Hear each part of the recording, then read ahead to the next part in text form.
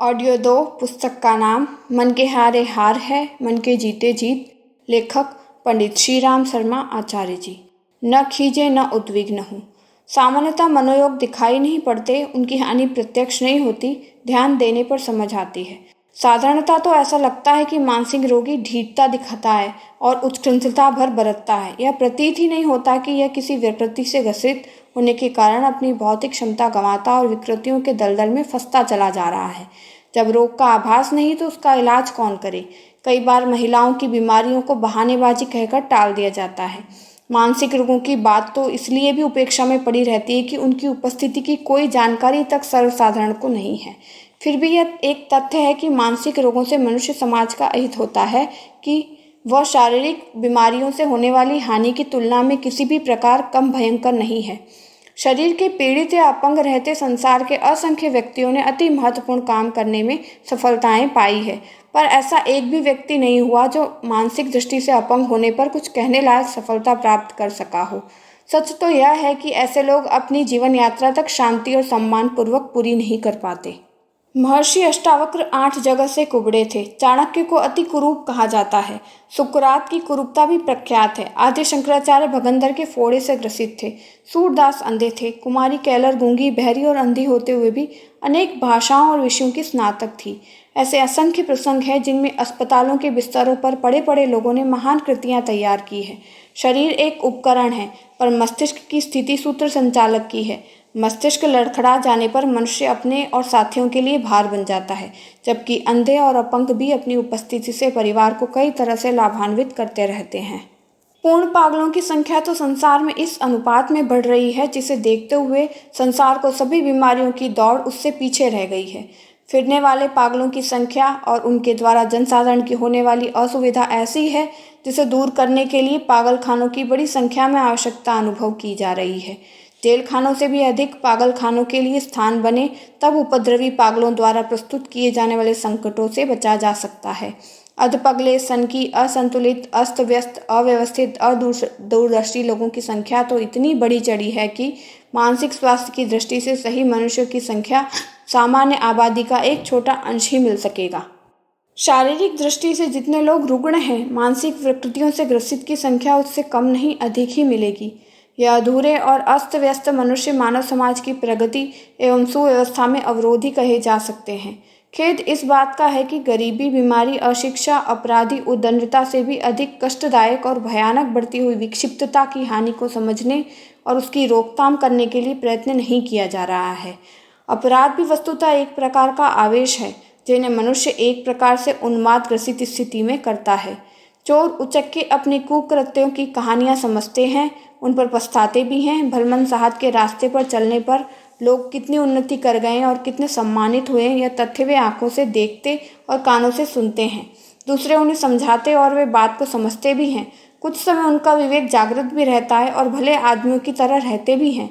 फिर कभी ऐसी उमंग उठती है कि रोके नहीं रुकती, यहाँ तक कि व्यक्ति उस छोड़े हुए कार्य को करने के लिए एक प्रकार से विवश ही हो जाता है और फिर उसे कर ही गुजरता है। नशेबाजी की हालत भी प्रायः ऐसी ही होती है। बीड़ी सिगरेट तो शौक मौज के लिए भी चलते हैं, पर शराब, गांजा, भांग, चरस, अफीम की लत पड़ जाने से पैसे की, शरीर की, सम्मान की कितनी क्षति होती है उसे वे प्रत्यक्ष देखते हैं, भली प्रकार समझते हैं।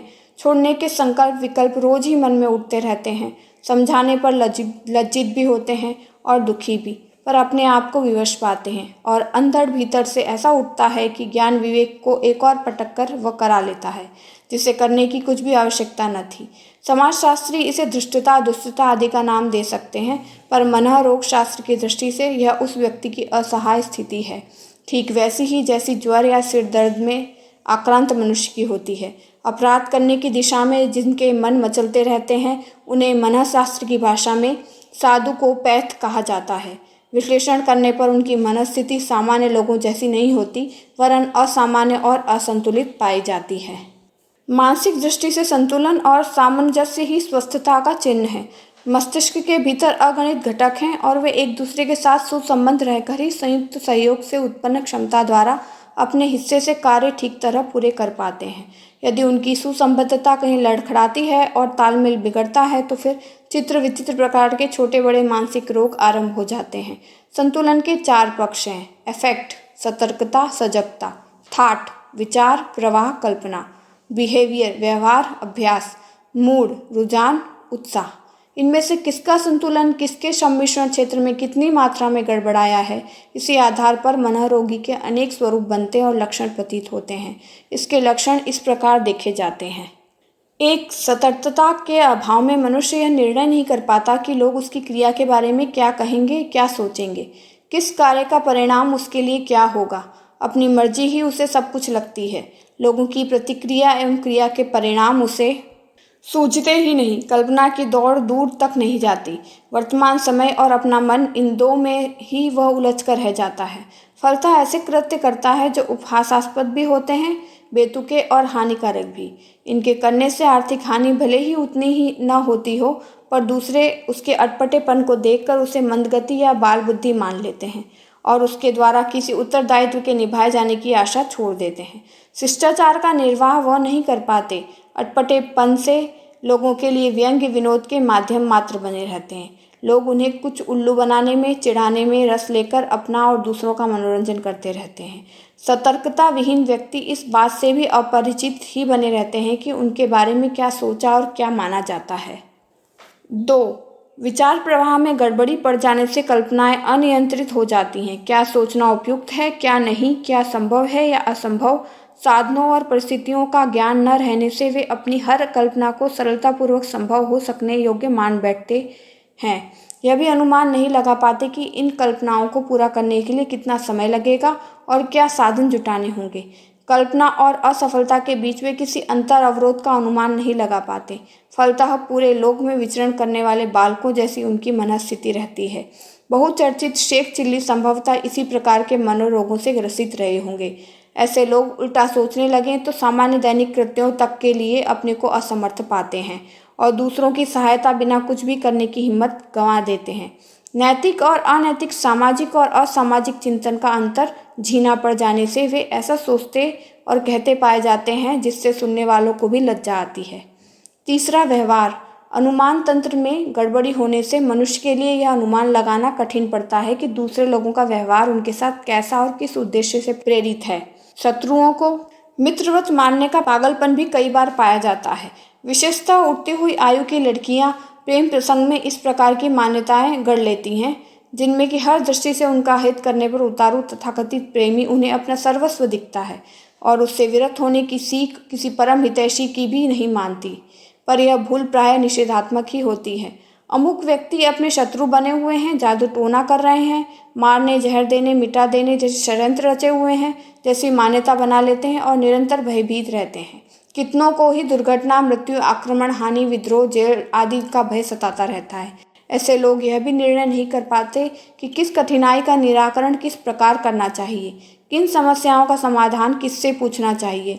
वे प्रधानमंत्री से छोटे अधिकारी तक अपनी फरियाद नहीं पहुंचाना चाहते और उत्तर की प्रतीक्षा किए बिना आए दिन उन्हें पत्र लिखते रहते हैं। दूसरे की स्थिति और क्षमता का भी उन्हें ठीक अंदाजा नहीं रहता और उनके संबंध में कुछ से कुछ मान्यता बना लेते हैं। इसी प्रकार अपने को भी कई बार कोई सिद्ध पुरुष, नेता, विद्वान, राजा आदि मान बैठते हैं। इस वस्तु स्थिति का सही अनुमान न लगा पाने की मनस्थिति वाले रोगियों को पैरेनोइया या मैंग्लोमोनिया से ग्रसित कहा जाता है। ऐसे लोग अपने संबंध में तथा समाज संसार के संबंध में तरह तरह के गलत अनुमान लगाते रहते हैं। मूड गड़बड़ाने से व्यक्ति नशेबाजी की स्थिति में चला जाता है। कभी तो पूरे उत्साह में, प्रसन्नता में उन्हें पाया जाता है और अनावश्यक रूप से हंसते, जोश दिखाते, बड़ी बड़ी आशाएं प्रकट करते हैं और कभी चिंताओं और निराशाओं से इस कदर जा डूबते हैं मानो आसमान इन्हीं के ऊपर टूट पड़ा या टूटने वाला है। कईयों को कोई भयंकर रोग शरीर में प्रवेश कर सकने की या निकट भविष्य में होने की आशंका बन जाती है। मनोचिकित्सक इस स्थिति को मैनियक डिप्रेसिव कहते हैं। इस स्तर के लोग कई बार चुनाव जीतने, लॉटरी पाने, गड़ा खजाना खोदने, सोना बनाने की ऐसी मान्यताएं अपने हाथ लिए फिरते हैं मानो यह सफलताएं उन्हें जल्दी ही मिलने वाली हैं। देवी देवताओं को वश में कर लेने की बात भी उनके मन पर ऐसी छाई रहती है मानो अब उस बात में संदेह की कोई गुंजाइश ही नहीं रही। मस्तिष्क यंत्र को प्रकृति ने जितना उपयोगी बनाया है, उतना ही उत्तम सुरक्षा का प्रबंध भी किया है। खोपड़ी की हड्डी को मजबूत डिब्बी में संभाल कर रखा गया है। उसके भीतर ही ऐसी व्यवस्था है जहाँ छोटी मोटी गड़बड़ी की पहुँच न हो सके। आमतौर से मस्तिष्क को सही सोचने का सही तरीका न मालूम होने से गड़बड़ी उत्पन्न होती है। अनाड़ी ड्राइवर के हाथ में सौंपी हुई मोटर की तथा अनभिज्ञ प्रयोक्ता के कारण कीमती कंप्यूटर की बर्बादी ही होती है। वे उनसे सही काम तो ले नहीं पाते। यही बात मस्तिष्क के यंत्र के संबंध में भी है। वह जितना बहुमूल्य है उतना प्रयोक्ता की कुशलता भी चाहता है। जीवन में भली बुरी घटनाओं का, प्रिय अप्रिय प्रसंगों का ताना बाना चलता ही रहता है। बात का बतंगड़ बनाकर यदि संतुलन गंवा दिया जाए तो उससे आवेशपूर्ण स्थिति का दुष्परिणाम ही होगा। आवेशों और उत्तेजनाओं का मस्तिष्क पर बुरा प्रभाव पड़ता है। कई बार न करने लायक कल्पनाएं करने और साधनों के अभाव में उनकी पूर्ति न हो सकने के कारण असफल रहने पर कई लोग बौखला जाते हैं और उस उत्तेजना की गर्मी से मस्तिष्क की कोमलता को जला देते हैं। अनैतिक विचार अपनी प्रकृति के अनुसार स्वतः ही घातक होते हैं। ईर्ष्या, द्वेष, क्रोध, भय आदि का प्रभाव भी मनस संस्थान पर बुरा पड़ता है। ये विकृतियाँ इसलिए उत्पन्न होती हैं कि मनुष्य को सही दृष्टिकोण अपनाकर समस्याओं को परिस्थितियों के साथ तालमेल बैठाने का अनुभव अध्यात्म के तत्वज्ञान से जुड़ा हुआ है। यदि उसे अपनाया जा सके तो संसार में फैले हुए पागलपन और असंतुलन से छुटकारा मिल सकता है।